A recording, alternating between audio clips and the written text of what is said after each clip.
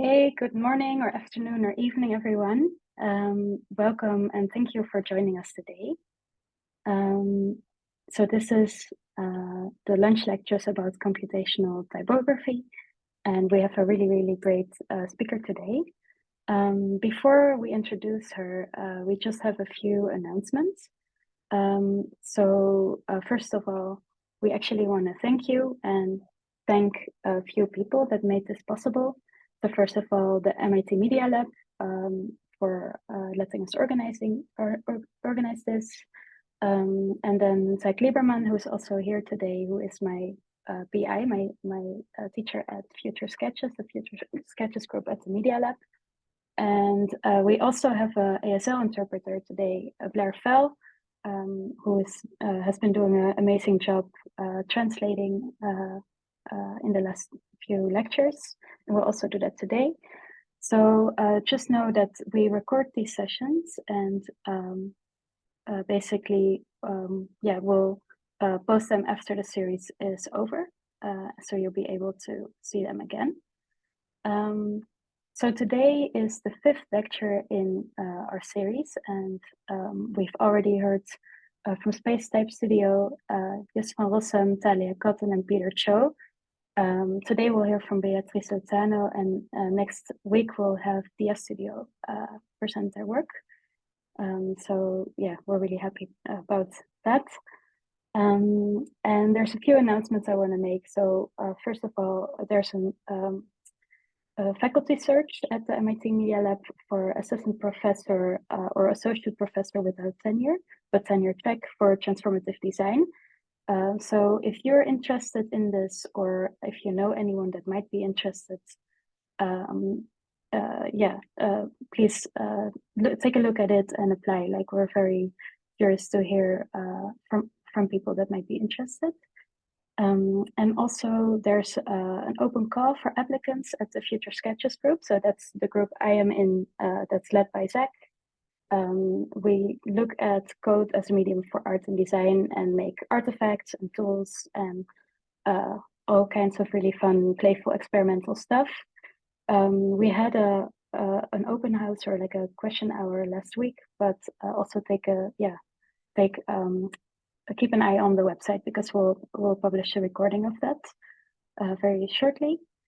So those were my two announcements. So now it's time for the talk. So we have Beatriz Lozano with us today, who is a designer and a typographer and an educator, and makes really amazing work that explores how technology can push typography to exist in like new spaces, kind of between the physical and the digital world.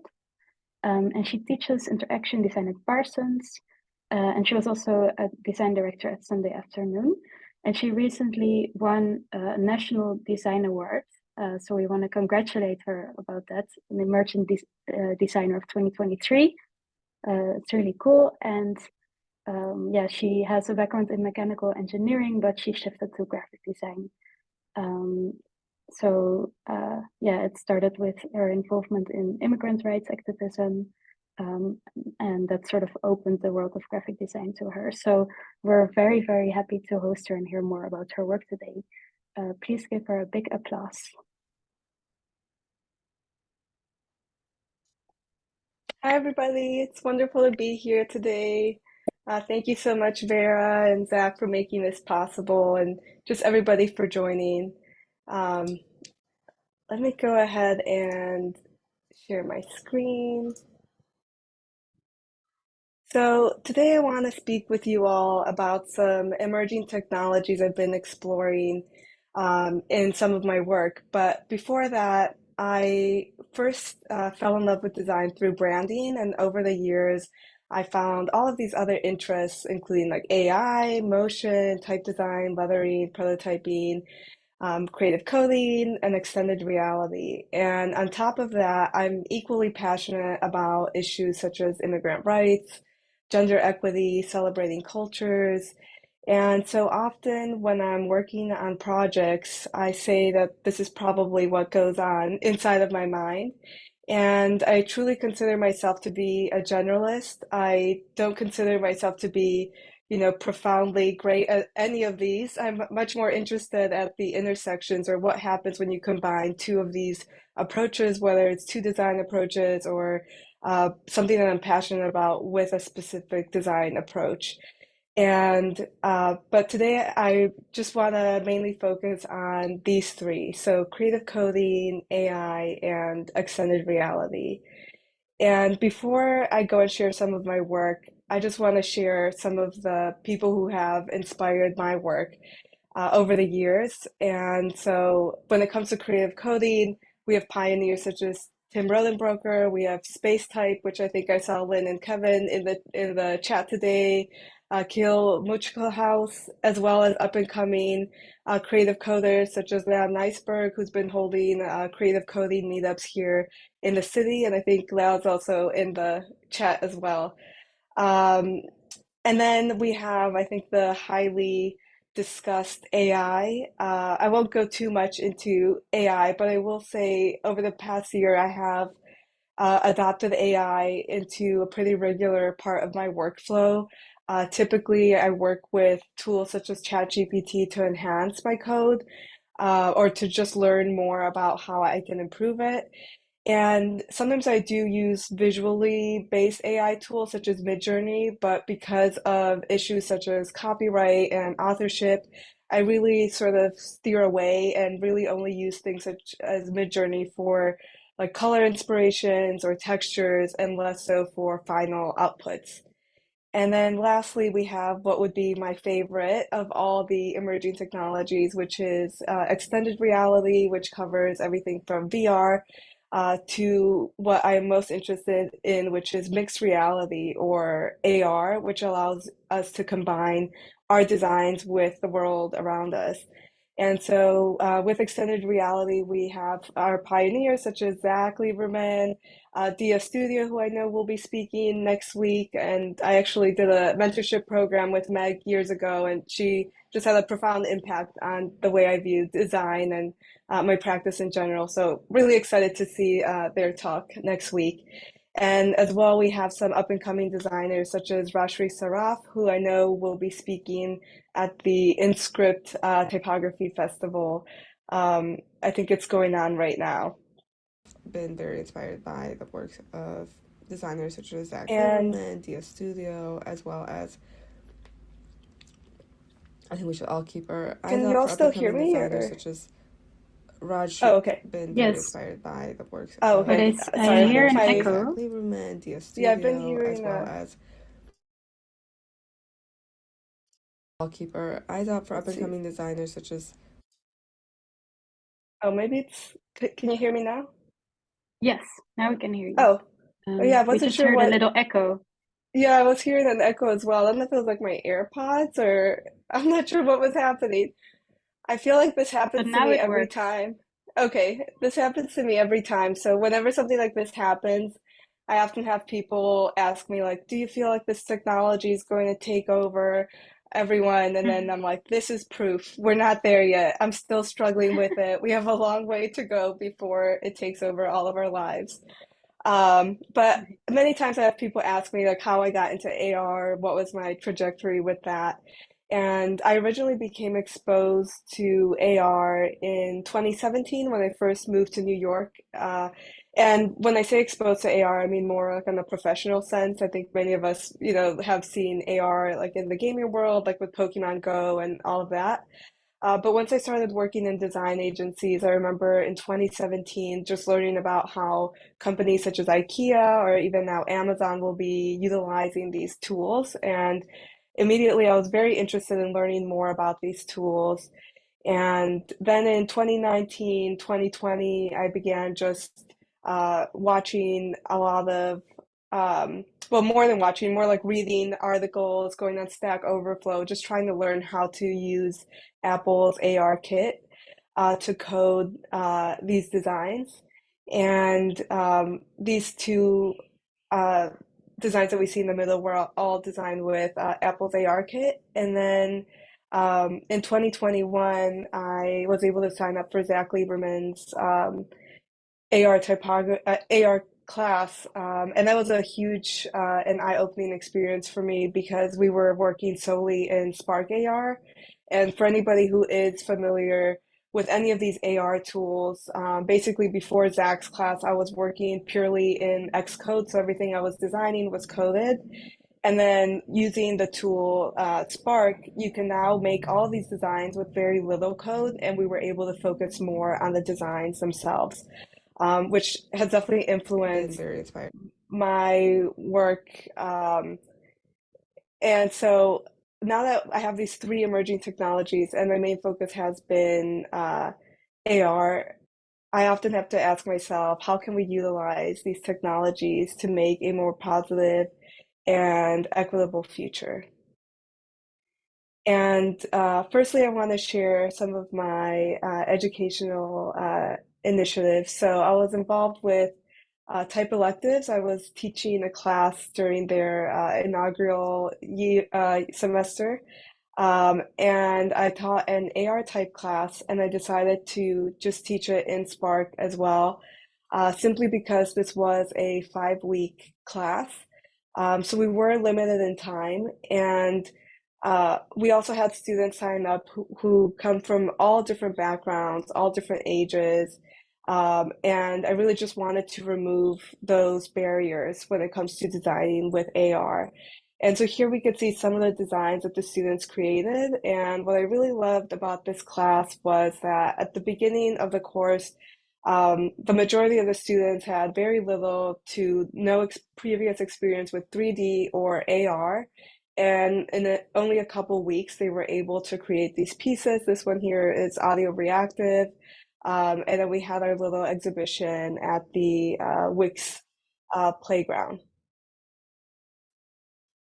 And one thing I really enjoyed about teaching this class was that because we had this huge range of students' backgrounds, I encouraged the students to utilize ChatGPT to enhance their design. So only a couple students had some coding knowledge and the rest of the students didn't.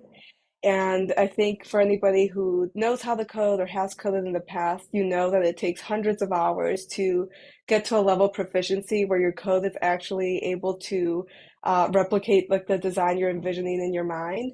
And so in this class, it just helped me understand the potential that AI has to be somewhat of an equalizer for people who haven't had those privileges to learn how to code yet, how they could still utilize something uh, these programs and how they can use AI to help them achieve the designs that they're envisioning.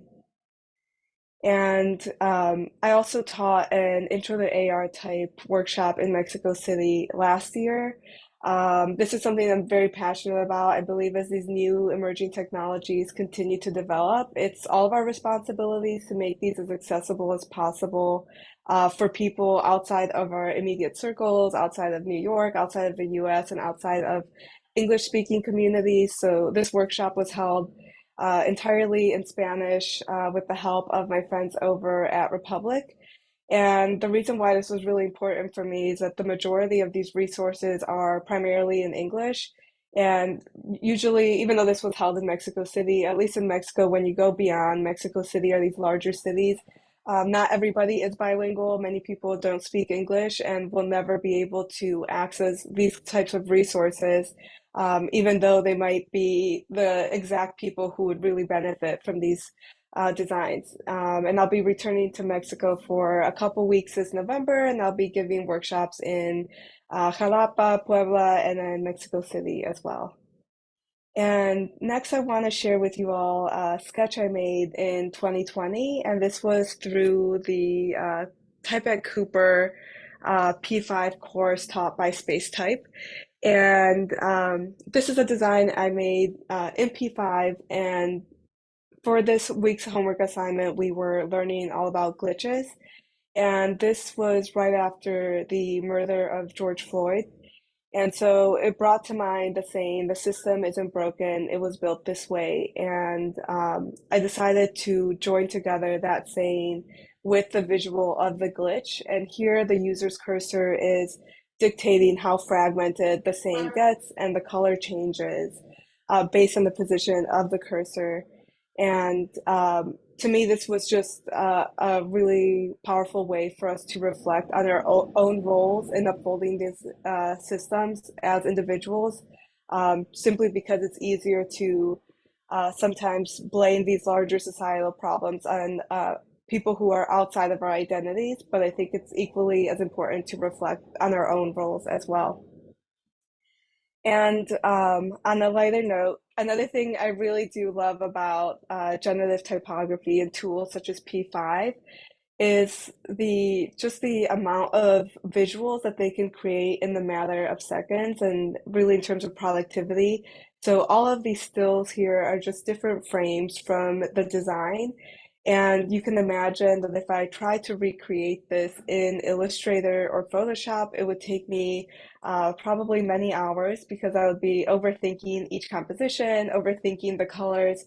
And so having tools such as P5, I think just simply as an idea generator is a really great place to start as visual designers.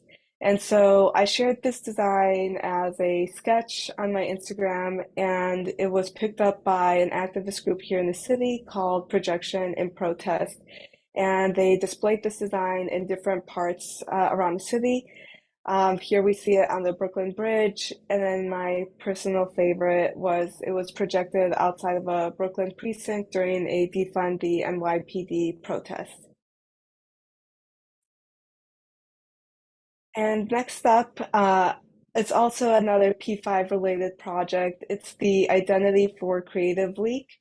And a lot of my work is still very much revolves around branding and building identities. And for this project, it actually started off with a personal project called Java Sans. This was an interactive typeface coded in P5. And for this design, I started off by custom drawing all the letter forms just like I would any other typeface in glyphs.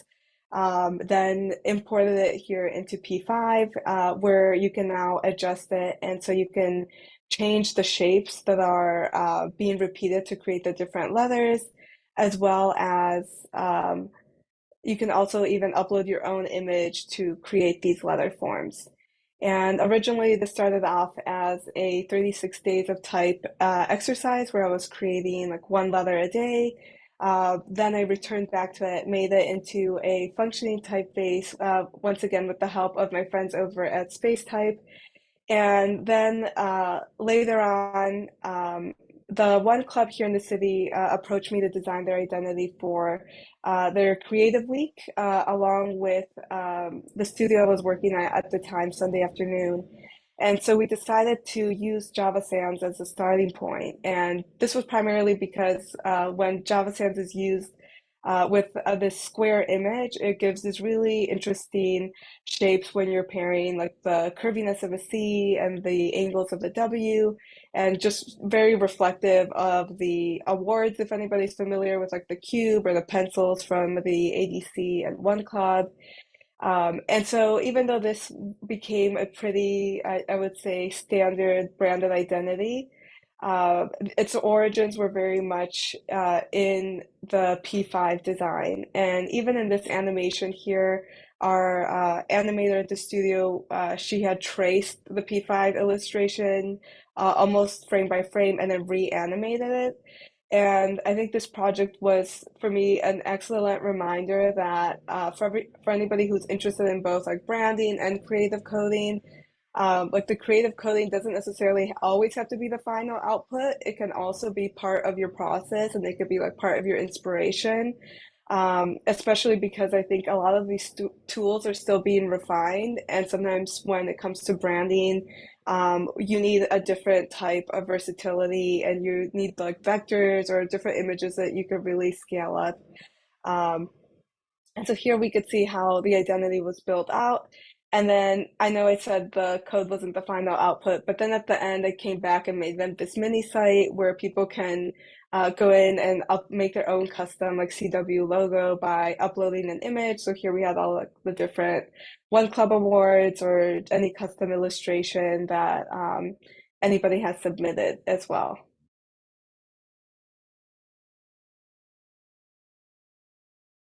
And next up, now I'm going to make a pivot more towards my AR work. This is another identity I recently worked on, and this is for Foveate, and this was released earlier this year.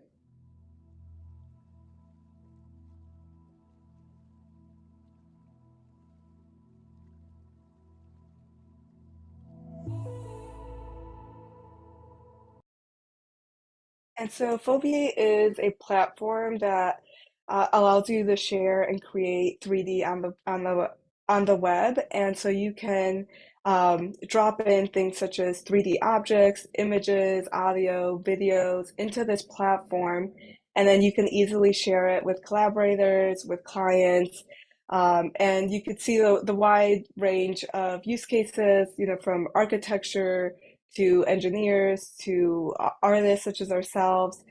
And my personal favorite aspect of this platform is that you can also share all of these 3D designs and view them in AR as well. And so I worked very closely with the founders, Ian and Kite, to develop their identity. And firstly, we started off with the word mark that we could see here, as well as the icon mark. Oh, I think it skipped over the video. Let's see if it plays.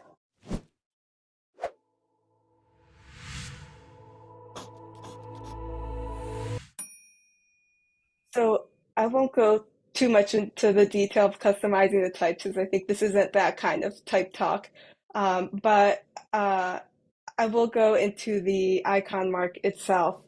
And because this is a web-based app, many times when people interact with this identity, they will be interacting with it on a really small visual scale. So many times they will only be seeing this icon mark.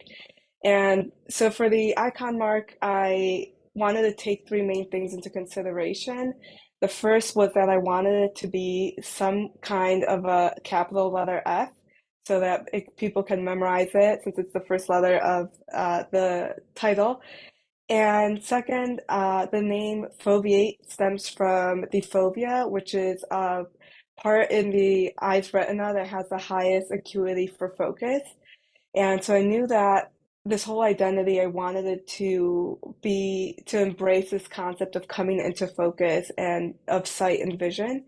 And lastly, because this is a 3D platform, I knew that I wanted this identity to have the capacity to transition from 2D to 3D seamlessly.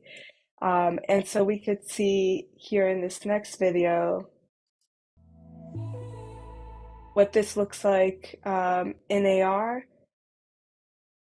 So first we had the logo transition from the 2DF, and then it began to extrude and rotate simultaneously to form an eye shape that now becomes a vessel that we can use to tell other stories.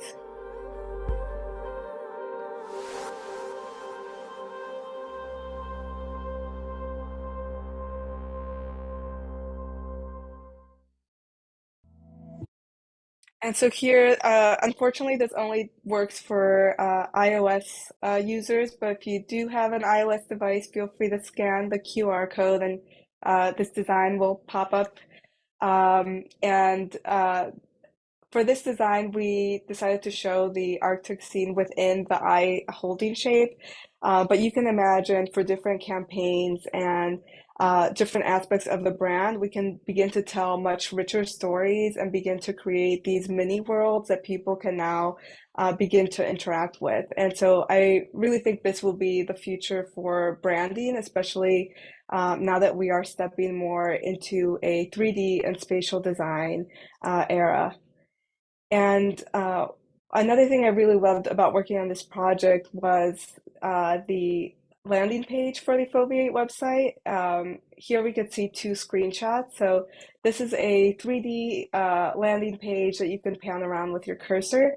And on the left, you can see that when the type is being overlaid on the blue sky, the type appears as white. And then when it appears on the lighter, brighter sky, the type transitions to blue. And I'll show a quick video here of what this looks like. And essentially, this was coded by their founder and developer, Ian. And what I really loved about this little detail for me is that it really just encapsulates the way we need to think about typography as we begin to design in a 3D space. Because everything is now in constant motion and depending on where the viewer is standing.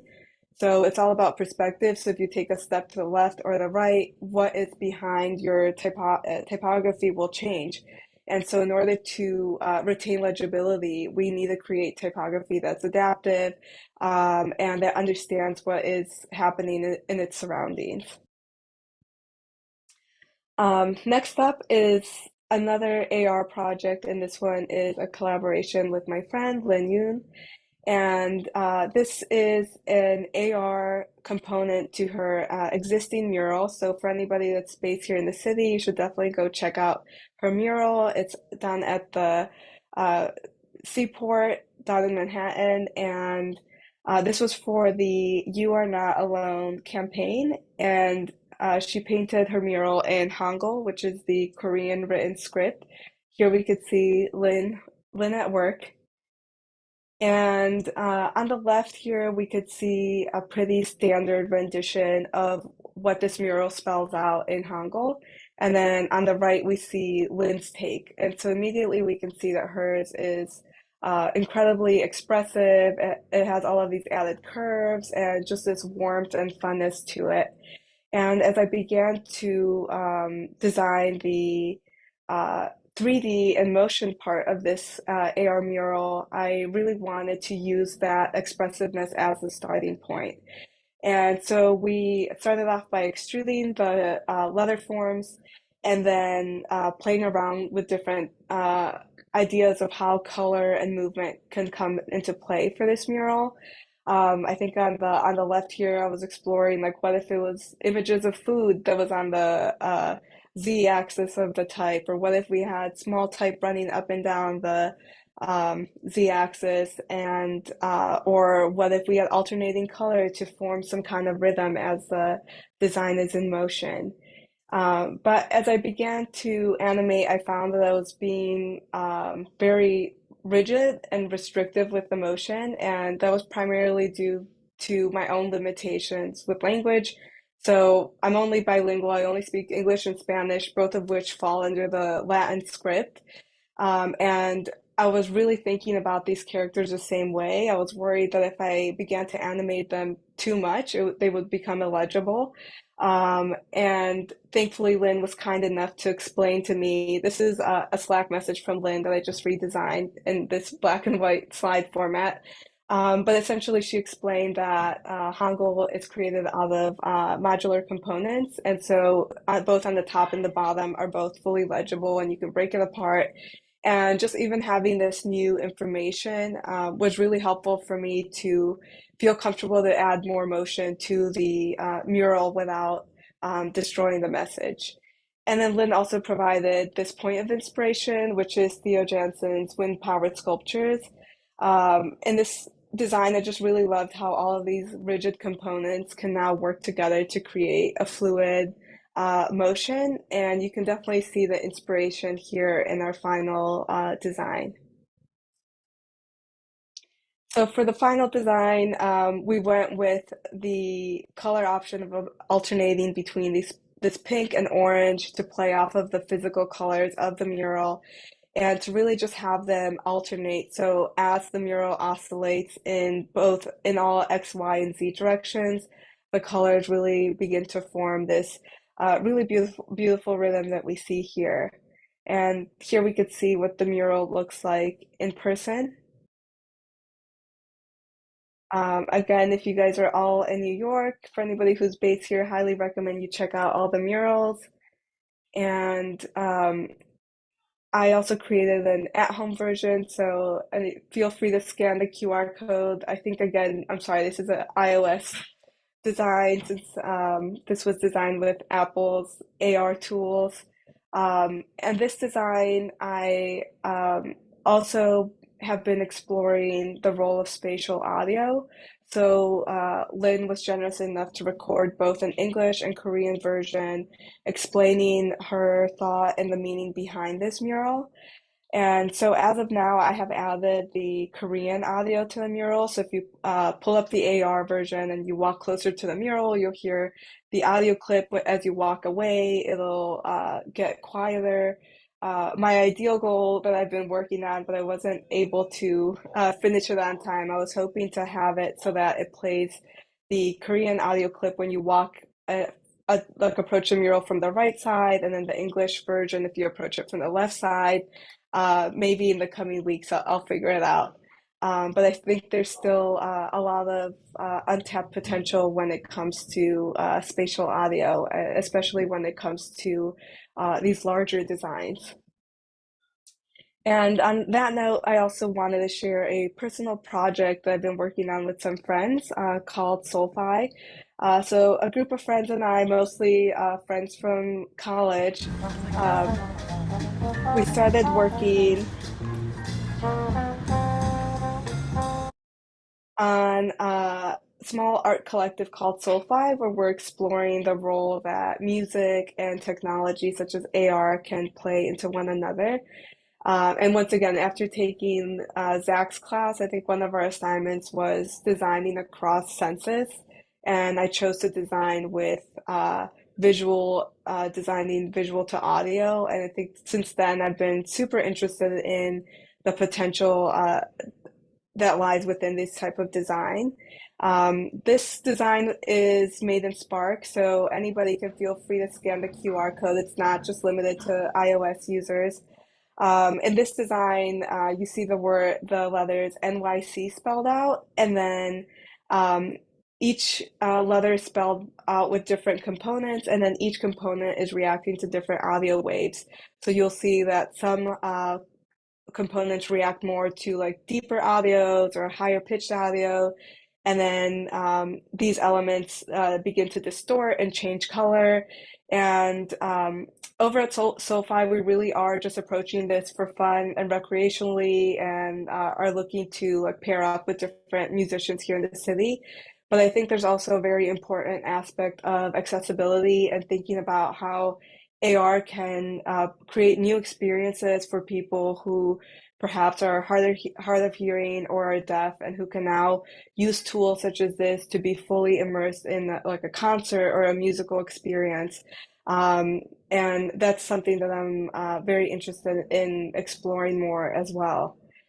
And lastly, I have my recent explorations that Vera shared. And I've really been thinking about the role that AR has for visual designers like myself who are interested in like branding or building identities, and how this tool will begin to become a part of our everyday toolkit.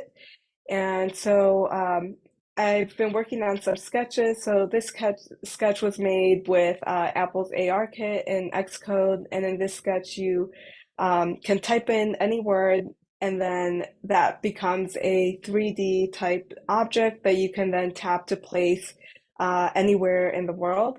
I think there's something very powerful when it comes to things like live type, simply because it goes beyond certain languages and it allows people to then communicate in their own cultures and in their own languages. And I recently gave a talk at Mass Art, so I created this little poster animation for it.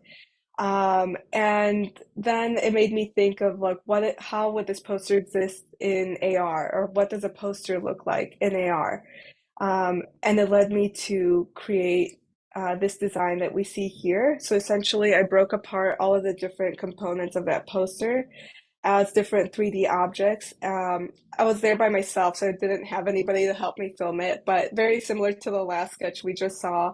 I simply just walked around and I was able to tap my screen, and with each tap, it would drop a different component of the poster in a different location. And so for me, this is a way to think about like how we can begin to understand posters in a 3D and AR space, because I think many times when we think of an AR poster, and I've definitely explored this. We think of 3D letters like floating off of a piece of paper. And now I'm beginning to question like what does an AR poster look like?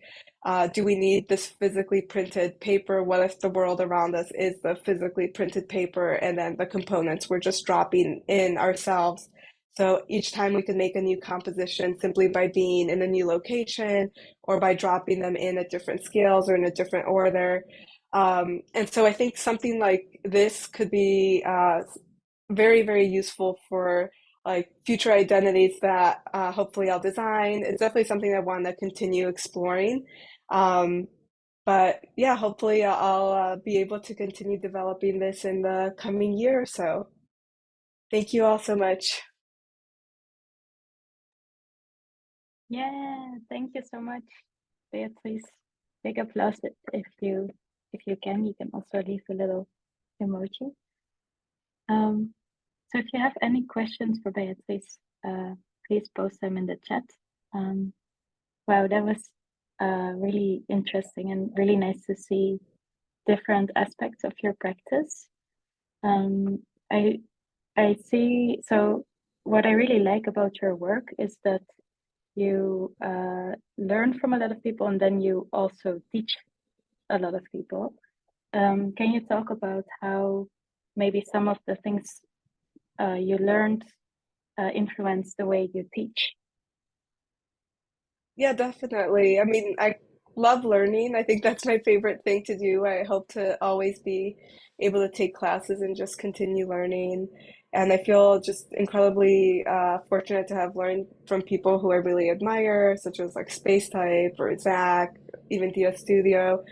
Um, and I think not only in like the material that we're learning, but I feel like over the years I've learned a lot in the way that they've walked us through the material, how they encourage us to question our own approaches, and also just in terms of helping me understand how we can make education more accessible. I think by learning from all of these different educators, that has really showed me the importance that that plays in my own practice. Very nice. And it's also really great to hear you talk about accessibility. Um, so do you have any advice for people that teach how they can make their course more accessible? Yeah, I mean, by far I would say I'm definitely not an expert, and usually, like when I think of accessibility, I think about it in terms of maybe just for my own identities, like accessibility. I'm very passionate about accessibility in terms of like financial access Mm, to these courses, just because I am like a mm, first generation college student. I come from a working class background.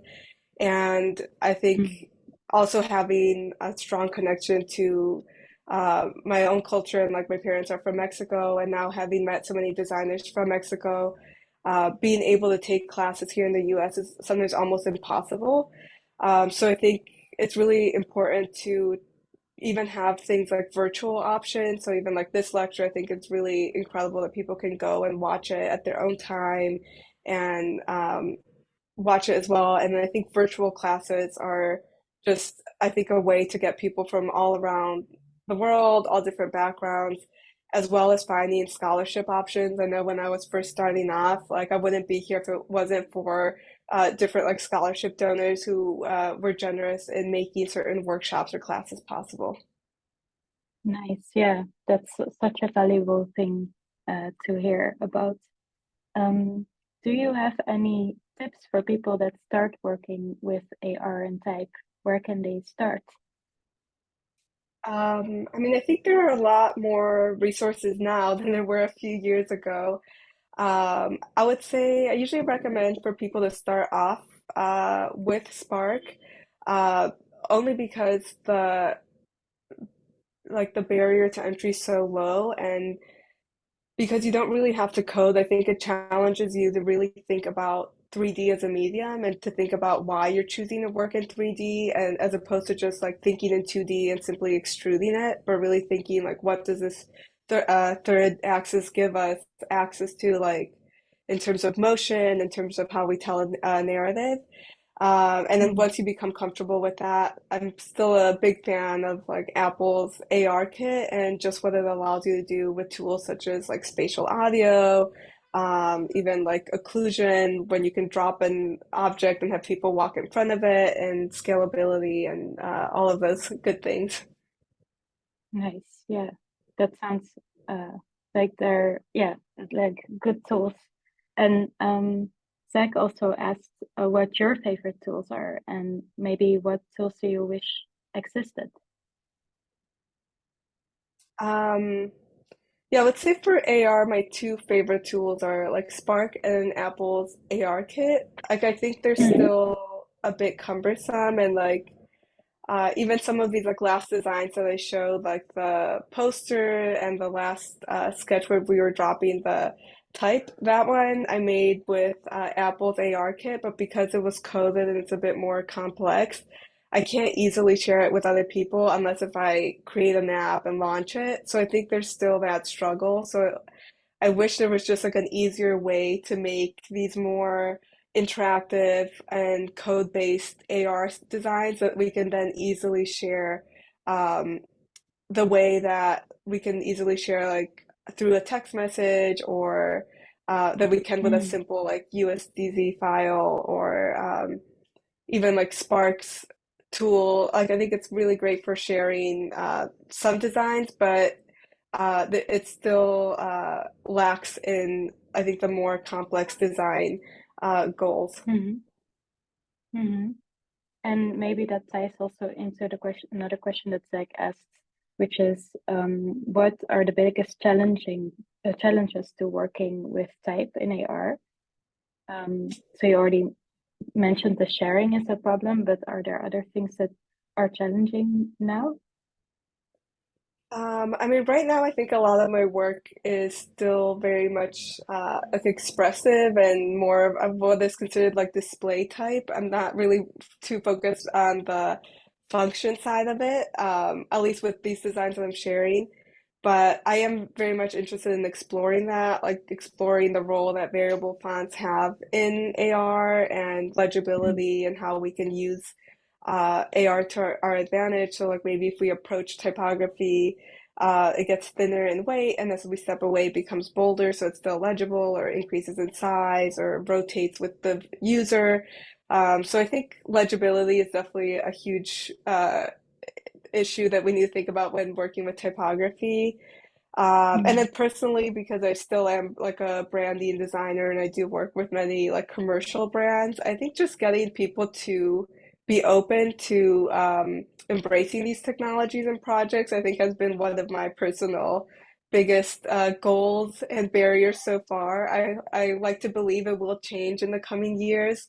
And I do think a big part of it is what I touched on with like the limitations with like Spark and Apple's tools so far. But they have been improving so much in the last few years, so I'm hopeful that it will change. Mm. Nice. Yeah, me too. And there's a few questions people have about that direction as well. So branding and AR. So Leia asks, how do you see AR integrating itself more in design and branding projects in the future? So are there like specific ways that yeah, that those two things could integrate? Yeah, definitely. I mean, I think even in the last few years, we saw this like huge uh, movement towards like kinetic identity. So in the past, it's only some identities were animated, and now I feel like every client expects you to animate the logo and animate all the type. I feel like that's gonna be the same thing for AR or extended reality when it comes to brands. I think just like when now most brands have not only like a brand color and a brand logo. They also have motion systems, which I'm sure DS Studio will talk about next week. I believe that in the future we're also going to have like 3D systems for each company. Like, how does Mm. type exist in 3D? How does motion exist in 3D for this one brand? So when we see those types of designs, we will immediately recognize them. I think for branding, it's just another way to immerse the viewer in the little world that you are building, because that's essentially what we are doing with branding. It's you're putting the viewer in this mini little world that you are creating, this tone of voice, this feeling. And so I think there's a lot of potential with that. In terms of specifics, I feel like I'm still trying to figure it out. So I guess we will see. Nice. I think there's also a nice sort of concrete example that you see asked about. So if you think of, and I think it's kind of the same question, but maybe more applied. So if you think about normal signage in public space, so for instance, shop names or street signs, as AR, what do you think AR type could transform about them? Um, where else, where else might such symbolic descriptions make sense of the world? I'm sorry, I don't understand the second part of the question, but the first part is basically like if you think about a signage, for instance, like how could AR transform that? Yeah, definitely. That's a great question. I think, especially like in a city like New York City, where we have so many tourists and visitors from all over the world, I think even simply by being able to transform a signage into the language that the viewer can read would be incredibly helpful. I Mm, think, again, thinking about legibility, maybe the signs, rotate depending where the viewer is looking, scale up, scale down. I know this isn't necessarily signage, but I know there's some work being done with like GPS and AR. I think I'm really looking forward to that as somebody who always gets lost, whether I'm walking by foot or driving. And I'm really mm, excited for the day where I could just like pull out my phone and I'll see arrows on the ground and tell me exactly where I need to go. So I think there's a lot of potential when it comes to making our lives, I think, easier and just helping us be able to get around, I think, in a much healthier way. yeah, nice. I also, and Steph also mentions like Google Maps actually has an AR Oh, wow. function Yeah. now. Yeah, which is it's I think still experimental, but it works quite well, I would say. Nice. I also really like how that reflects back. You said something, and I wrote it down because I really loved how you said it, which was we need to create typography that's adaptive and responds to its environment. So that really ties back to what you just said, also about the street signs.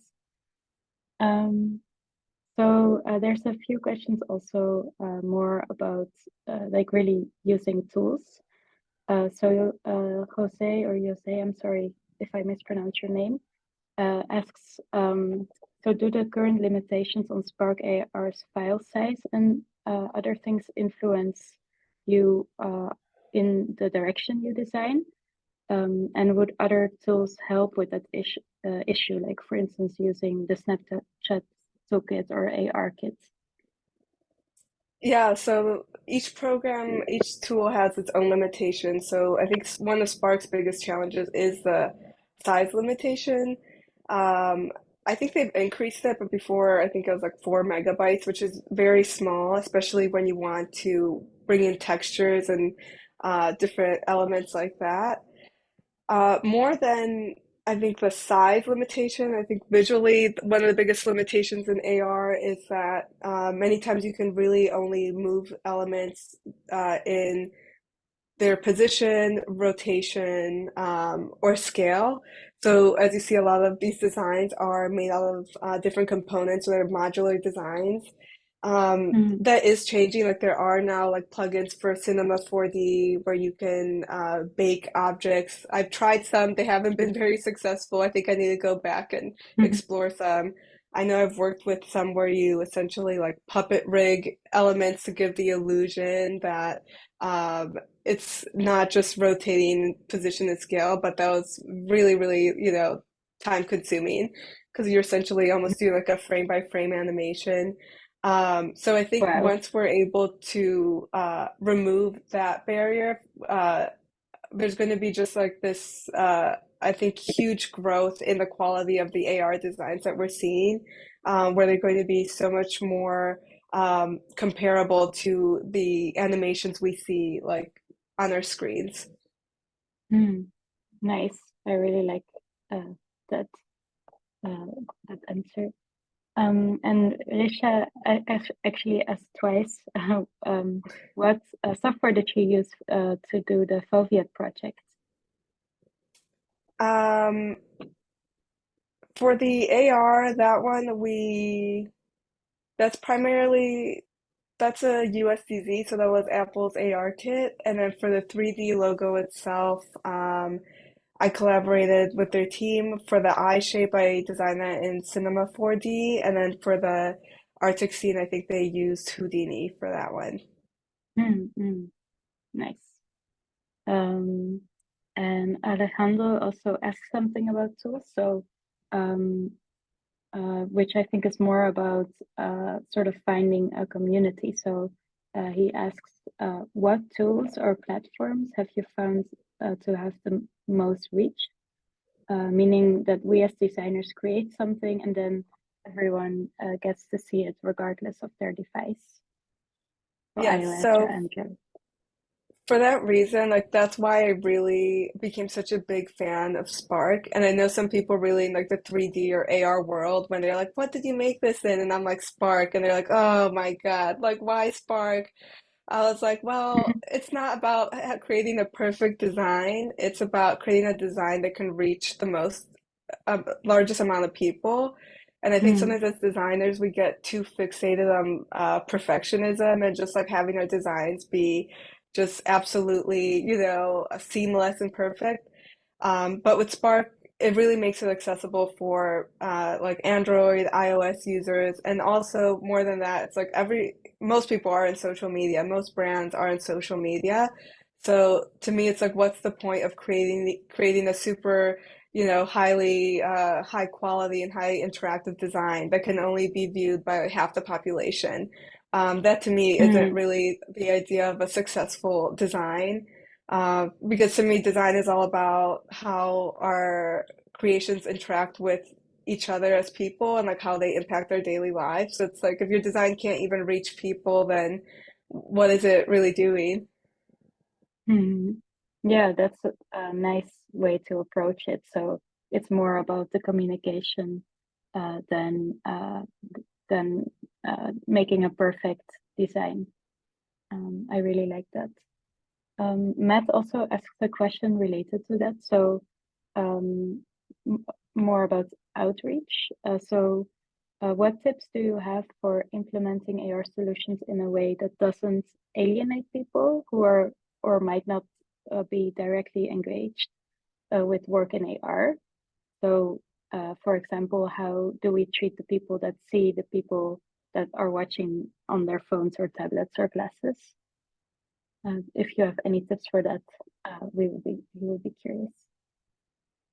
Um, Sorry, can you repeat the question? I feel like I didn't fully understand it. Sorry. So it's about what tips you have for implementing AR solutions in a way that it doesn't alienate people that don't know what AR is. So how can you make it more uh, inviting for people that might not use AR very often? Yeah, so I mean, I think the pandemic had like a big role in it because people of all ages, like even now my parents can easily scan the QR code. So I think adding things such as QR codes is really helpful to make designs more accessible for people to view. And then in terms of when I'm teaching AR, especially when I hold workshops for people who have had like zero prior experience with AR, I often like to have them work with image recognition tools because it allows them to bring in an existing piece that they have already made, whether that's like a poster or a print that they made, and then they can begin to understand the role that AR can have as a reaction to their existing work, building off of their existing work as opposed to just creating like a new random 3D object that will like sit on their desk without any context. Mm, mm, nice. I think that's a very good tip. So it's 1 o'clock. I wish we had more time. We're running out of time every lecture. One last question to finish is by Yusuf. Where do you see the space of AR growing in the future? I mean, I really do feel like AR, at least in the design industry, will become the norm. Like, I think every single brand will have an AR component. I think right now it still is very cumbersome. I mean, even like the headsets and all of that. But I think just like iPhone when it was first released, all these tools will continue to get more and more refined. And I do think it's going to just be embedded in all of our everyday lives, whether it's like recreationally or just making our lives a lot easier. Thank you. That's such a beautiful answer. And I can't wait to see what you'll do next with that. So thank you everyone for joining. I couldn't answer all the questions, but Beatrice, thank you so much for sharing your work and talking with us about this. I hope everyone here has a great morning, afternoon, evening, or night. And yeah, you can watch this recording back after the final lecture is over. Of course, yeah. Thank you so One big much. applause for Beatrice. Yeah. Bye, everyone.